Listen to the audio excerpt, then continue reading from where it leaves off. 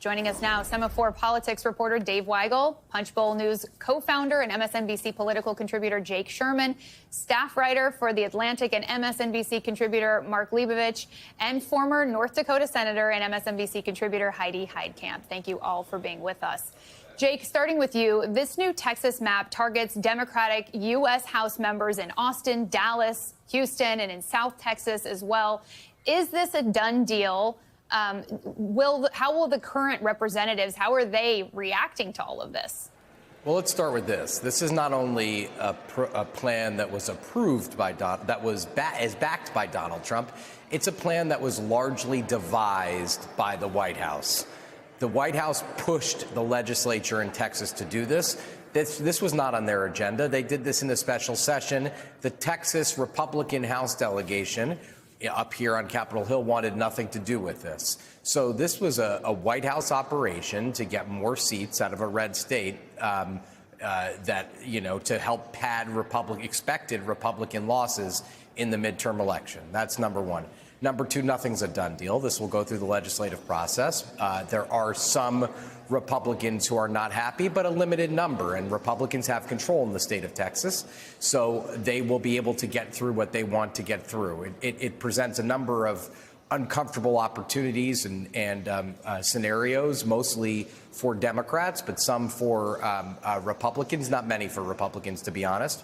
But I expect in 2026, Texas will be running under a new map that looks a lot like this. And to be honest with you, Hakeem Jeffries was in Austin today, as you showed, but Democrats are going to try to do the same thing in California. So you could say they're fighting fire with fire, but they are, saying this is the end of the republic, and then they are going to do the same thing. So this is there's no doubt this is an explosive development that will change the nature of the 2026 midterms. Yeah, you mentioned Texas, you mentioned California. We talked off the top about those other states. Just, Jake, how much further could this go? It's not going to go anywhere in New York, because New York, they couldn't get this done before the 2026 midterm. They could go to Florida. I'm looking at your map now. Missouri is a likelihood. Illinois, Democrats could do. Ohio, they must do before the 2026 midterms. There's also, they've talked about several other states. Indiana is one. I think that's less likely that Indiana will take their cues from the White House, given the nature of Republicans that control the state house in Indiana.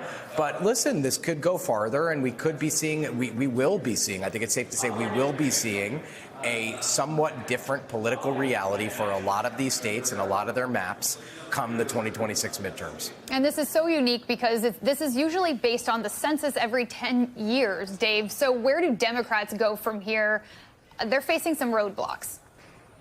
They are. Jake set it up very well. But you've seen in the last 72 hours, really, and my colleague Burgess Everett and I were talking to Democratic senators about this, you've seen them drop the stance that it's important to ban gerrymandering. Democrats all voted for that in 2021 as part of their John Lewis Act, that they need to respond in kind to Republicans. So any state where they can draw out Republicans, they're now debating whether to do it and looking back at the rules. And the rule books are very dusty. Democrats were not expecting this. But this is a long-running debate. Republicans did not invent gerrymandering. When Democrats were in full control of the South, they were drawing seats that their incumbents could win, even though Republicans are winning the popular vote in the state.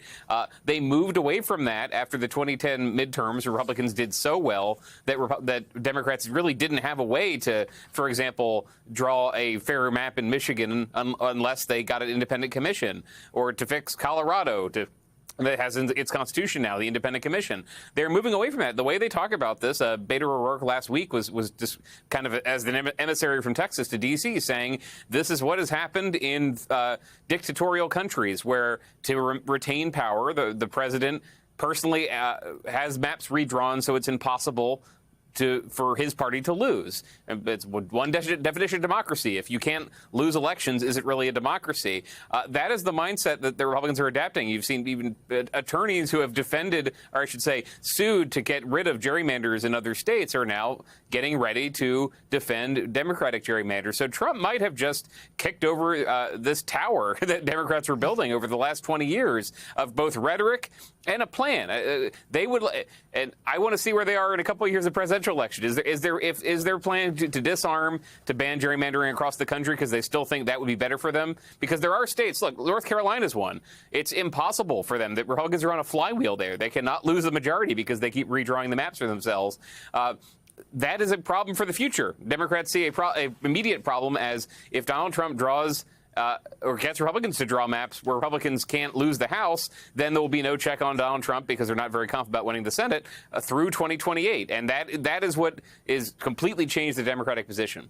Okay, so Senator Heitkamp, Senator John Hickenlooper of Colorado told our friend Dave that what Texas Republicans are doing is flat wrong. But he says, I don't think that the response is to undo the good work that's been done, some of which we just heard about. So should Democrats be fighting, quote unquote, fire with fire here?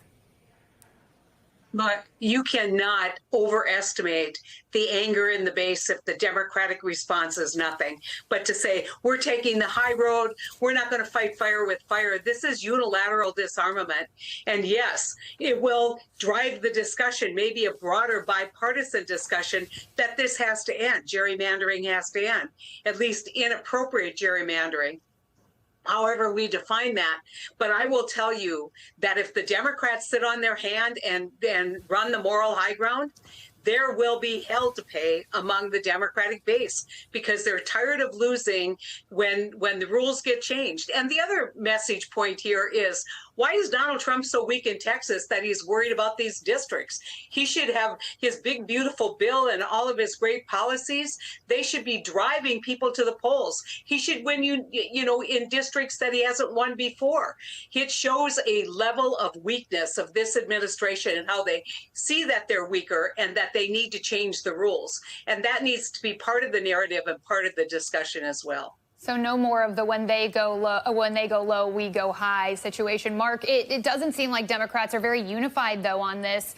We know that voters, as Heidi alluded to, are incredibly frustrated and incensed with their own party. Is this yet another reason why they can't get it together on this? Yeah, I mean, this is still early. I mean, this is all kind of a chaotic situation, and I don't think, any party or any entity that doesn't expect this would know how to respond in any methodical way, at least at this early stage. I mean, it's a very chaotic process. I think the larger issue here is, we're talking about a midterm election. I mean, there's a language in which people talk about midterm elections. I mean, people who are consumers of politics or just concerned citizens think about, am I going to vote for the out-of-power party because I don't like the White House? And, pundits like us, we sort of think about, do we want to support this? Or this is probably what usually happens. This has sort of brought a new language to how we discuss midterm elections at a very early point. But yes, gerrymandering discussions and court cases and so forth happen all the time. But this seems like kind of the early game changer event that not only is happening in a massive state of Texas, but could metastasize all over the country, both blue and red states. But it does seem like red states are more propelled to do this right now, probably because the White House, as Jake said, is behind it.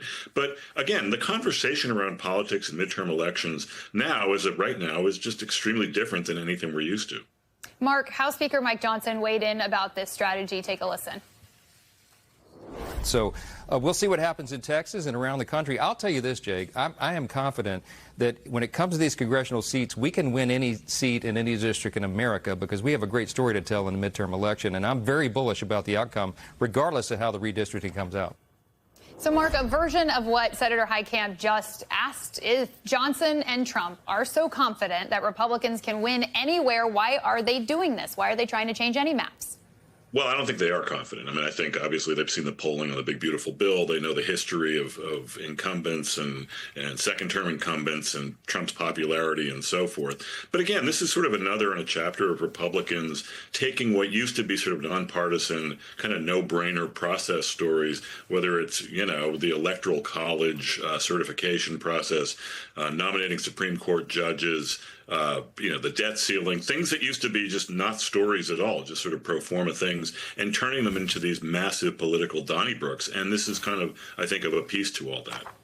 I want to get to a really interesting piece of this as well. Politico points out that underlying all of this and all of this change in Texas is the assumption that Latino voters are going to sway the same way that they did when they voted for Donald Trump when he was at the top of the ballot. Is that a gamble? Jake? Yeah, it is a gamble. Absolutely. Listen, Republicans are assuming they can replicate the presidential year turnout, the 2024 turnout in a state like Texas, where Democratic districts shifted appreciably. Hispanic Democratic districts shifted appreciably toward Donald Trump. They're gambling they can replicate that in a midterm election. They have actually made more majority Latino districts in the state of Texas than there were before.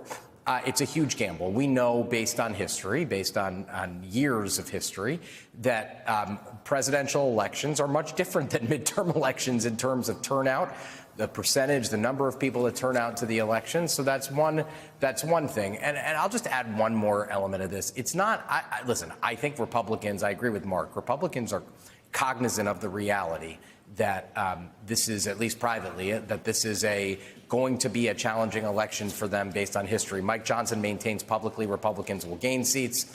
He's always incredibly optimistic. Republicans aren't really shoring up their seats in Texas. In fact, they're weakening some seats in Texas, some Republican seats in Texas, to create new Republican seats in Texas. So it's not as if they're bearish on their opportunities in Texas. They are actually so bullish in their estimation that they want to squeeze more Republican seats out of the state.